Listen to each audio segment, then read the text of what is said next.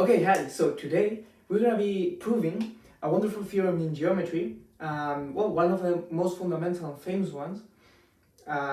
It's just Pythagoras Theorem. Just so you get a grip on what the importance of this theorem is, it will be used, or if you study mathematics, physics, chemistry, engineering, it will be used almost anywhere you can think of. It is so fundamental, and it's not too hard to demonstrate it, and also it's one of the most proven theorems. That is, it's one of the theorems with more proofs on it. And it was proven many years ago by Pythagoras. Not really by Pythagoras, but history says that it was proven in the Pythagorean school, and everything that was proven there was just attributed to the own Pythagoras. So if it wasn't really Pythagoras who proved this theorem, we don't really know who did it, but we just know that it was done there. So let's just begin with a proof, and this proof is going to be one of the easiest proofs I could think of, and in fact I came up with it, but of course this is not my proof. I'm sure that many people have proven it this way because it's just such a straightforward and easy way, and also it's in my opinion it's a beautiful proof, or a good proof, or pretty, or whatever you want to call it, because it just relies on geometry and one thing that we need to know, and that is Thales theorem. From Thales theorem we can see that Pythagoras theorem is just really a consequence. So if we have proven Thales theorem, we can just straightforward, by this straightforward method that I'm going to be doing here, just prove this relation. So first of all, let's just think about what Thales theorem says, and it says that, if I have two lines, for example this line, and they form a certain angle, let's just call it theta, and I make a triangle, a small triangle in this case, with sides c, x, and y, okay, and then I prolong these two lines and make a parallel line with this, right? I get these two, I keep drawing them, and I make another line here. Then I will get another triangle which has sides a, b, and h, and also the same angle theta, and this straight angle here, this right angle, right? And also, by the rule or theorem that in Euclidean space, the sum of all the angles in a triangle sum 180 degrees, we see that actually this angle, let's just call it phi, are actually the same. So really we have two similar triangles, this one and this bigger one, with sides h, a, b, angle theta, right angle x, y, and z. Okay, so these two triangles are just the ones right here, and they are similar triangles. And if that is the case, then we have that the following relations hold. This is just saying that y over x is equal to b over a, that is, this side over this side is equal to this side over this side, the proportion, the ratio. And likewise, c over x equals to h over a, c over x equals h over a, and lastly, c over y equals to h over b. c over y equals to h over b, okay? So from these relations, we can straightforwardly prove this theorem. And if you want a proof on Thales' theorem and a more insight into it, I will do some videos also proving Thales' theorem, just like we're doing with the Pythagoras theorem. In fact, the whole list of videos that are going to be in this reproduction list are just going to be concerned with proving theorems, famous ones, maybe not so famous ones, and trying to do them in various ways. Of course, I will always put in the description or somewhere in the video the sources where I'm getting the proofs from, or if I did them myself, which I doubt, seriously, some of them are going to be hard. I'll just mention it. So let's just get started with it. I want to leave this here so we can remember it, and I'm just going to read the proof right here, okay? Before the proof, we have to know what we want to prove, right? So Pythagoras' theorem tells us that if we have a right angle triangle, that is, a triangle with a right angle, 90-degree angle, then this relation holds, where h is the hypotenuse, the longest side. A and B are, in Spanish, what would be called catetos, but in English I'm not really too sure what their name is, but let's just call them shorter sides, okay? So it says that the square of this line equals to the square of A plus the square of B. And of course, well, this angle really is not too relevant, but it has some certain angle theta. Now, some assumptions that we are making in order for this to make sense is that A is not 0, right? Because in that case, this length would be 0 and we would end up with, I don't know, some kind of triangle with no side here, and this wouldn't make any sense. Likewise, B is not 0, we are assuming that B is not 0, and lastly, well, we are also assuming that H is not 0. As a final remark, we could say that, well, theta is also isn't 0, but because of the fact that we are in Euclidean space and the sum of the angles has to sum 180 degrees, and we are considering that this is 90 degrees, we know that both of these angles must add to 90 degrees. So we are implicitly assuming that theta and, let's just call this phi, are also not 0. But I'm just going to write it explicitly so there are no doubts. And also phi, which is actually, what is phi? Phi is just 90 degrees minus theta. Why? Because, I'm just going to do this really quick here. This is 90 degrees, this is theta, and this must be 180 degrees minus 90 plus theta, which is just 90 minus theta. Another way to complain is just the same, it's just saying, okay, 180 degrees has to be theta plus 90 plus phi, and well, from this we get that phi is just this, 90 degrees minus theta, okay?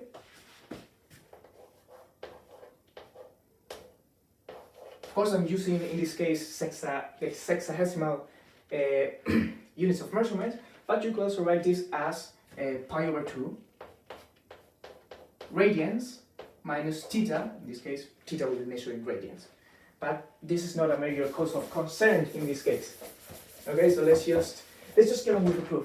This was a really long introduction, but I just wanted to make everything clear. Now, so we will start with what we're given. We're given this triangle. Okay, we have a right angle here, we have some theta here, and we have, as I said before, 90 minus theta. I'm going to use a different color in order for it to be a bit more clear. I don't know if you'll notice it. 90 degrees minus theta. Now, again, this side is A, this side is B, and this side is H. This proof is really just going to be a geometric approach. Okay, so what we're going to be thinking is, well, why don't I make a line here that goes infinitely, but really we just are interested with this, right? We're just going to be making another triangle. And now you might be wondering, well, how do you make this line? What are the specifications? We're just going to say that this line is going to have an angle of theta. Okay, this is 90 minus theta. I'm just going to write it again.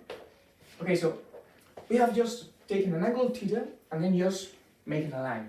And afterwards we have just elongated, or making this line just go on forever until they both intersect, right? Now this angle, of course, is 90 degrees. This angle is theta because we are drawing the things that way. And this angle here is just, again, 90 minus theta. Now, this is the first case where we can make use of Thales' theorem. And just notice that we have this first triangle, size A, B, and H, and for clearer purposes, I am going to give some names to the vertices. This vertex is going to be A, this vertex is going to be B, this vertex is going to be C, and this one is going to be D. So this triangle really is just, okay, everything fell, but doesn't matter. A, B, and C. And this other triangle really is going to be C, D, and B. Now I'm just gonna clean this up a little bit, sorry. Yeah, now. What do we know about this? Well, we know that this angle is 90 degrees, this angle is 90 degrees, this angle is theta, and this angle is 90 minus theta. But we don't know any other thing, well, apart from obviously this side, which is the same in both triangles. Now, what we want to do is to find this. And to find that, I am going to call it, just for it to make sense, I will call it x, okay? This side is going to be called x. Now, of course, this side has an angle theta, and this is 90 minus theta. Right. So really we are in this case. Okay, we have similar triangles, but well, this one is flipped. It shouldn't really matter to us, but well, just have it into account. Let's just flip it so everything is clear. So we have D, C, and B. Okay, and this is theta, 90 and 90 degrees minus theta, and this side is B. Okay, so we have, I'm just going to erase this one. So we have two similar triangles, this one and this one. So the relation that we want is some relation which lets us find x. So we could say that B over A is equals to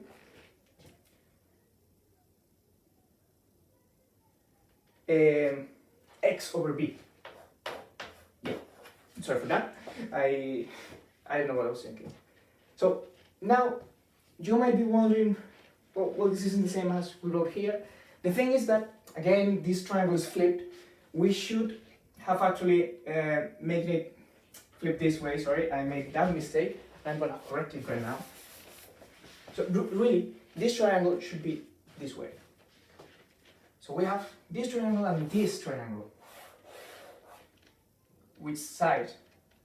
B, C, and D.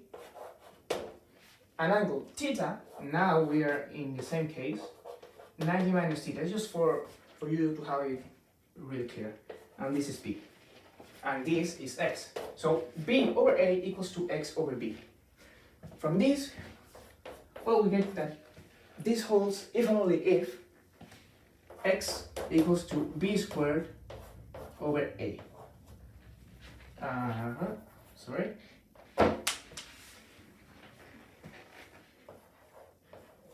Okay, so this is the first thing that we get. I'm just going to write it here. This side is nothing but b squared over a, okay? Now, let's just erase everything and see what's the next step for doing this, because up until now we haven't proven Pythagoras' theorem, right? Now what we're going to be doing is taking this parallel line here and making this kind of parallelogram. We're going to be making this parallelogram. Of course, this side is the same as this side, so B, D, we're going to call this E, and this is A. So this is what we want to build. I'm sorry. I'm not too good at drawing, you'll know this over time, but well, obviously this side is parallel to this side, this is a parallelogram, this is 90 degrees, of course it is 90 degrees because 90 minus theta plus theta is 90 degrees, and we have that this side is H, because we're just taking a parallel line, and this vertex is A, this is E, and this is D. Now this is the parallelogram we want to build. How are we going to build it? Well, we are just going to take a parallel line here that is going to go across like this. I'm just going to read this for one moment to draw it, and I'll draw it afterwards. Okay, I'm just going to... Now, how do we know that this is in fact parallel to this line? Well, we are just going to impose that this is theta. Why? Because this angle has to be 90 degrees.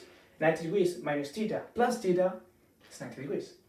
So of course, we have theta, and we have 90 degrees because again, we are imposing that this side is 90 degrees.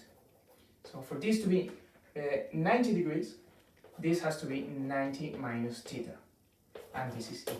And of course, I'll just erase this for more space, but this is B squared over A. Now the picture is getting a bit messy, but don't worry about it. And this side is H. I'm just gonna draw it again, so we have everything clear. We have a near triangle here, okay? And if we do the same as before, we have our original triangle, theta, and A, B, and H, this triangle, A, C, and B. And now we have another triangle, and this one we're just gonna flip it and go like this. This is E, this is A, and this is D. And again, this is theta. And well, what do we know about this triangle? We know that ED, this line, is H. So this is H. What do we want to find now? Well, we already know what this is, right? This is just A plus B squared over A. A plus B squared over A. So let's just check that, in fact, the relation between the hypothenuses and this short side hold. That is, applying Thales' theorem again, we're going to see that H over A should be the same as A plus B squared over A plus B squared over A over H. This should hold. We don't know if this holds now. Of course we do, because it's just an easy calculation, but there's a symbol which we can use here, which is an exclamation mark. And this exclamation mark just means that we are imposing something. We are saying that this has to hold and see what are the consequences of that. Okay, so if that holds, by doing some manipulations, that is multiplying by H on both sides and multiplying by A on both sides, we get that H squared equals to A squared plus B squared. And thus, we have proven Pythagoras Theorem just using our knowledge from Thales' theorem. So we could say that, well, Pythagoras Theorem is just a consequence of Thales' theorem. You could think that, well, why isn't it called a corollary of Thales' theorem? Well, maybe because the original proof wasn't like that, but mostly because a corollary means that the following theorem, in this case Pythagoras Theorem, should be less important. So imagine that we start from Thales' theorem and we get to Pythagoras Theorem. Then you could say that Pythagoras Theorem is a corollary of Thales's, but this wouldn't make too much sense because really the most important thing, the one that we use most, is Pythagoras Theorem. Of course, I'm talking from a physics standpoint of view. Of course, Thales' theorem is also greatly used, but this is the reason I think that Pythagoras Theorem is not called a corollary of Thales' theorem. I hope that everything is clear and that you got around with my pictures. I'm just going to make this be parallel. Well, I hope that you like the proof and see you in the next video.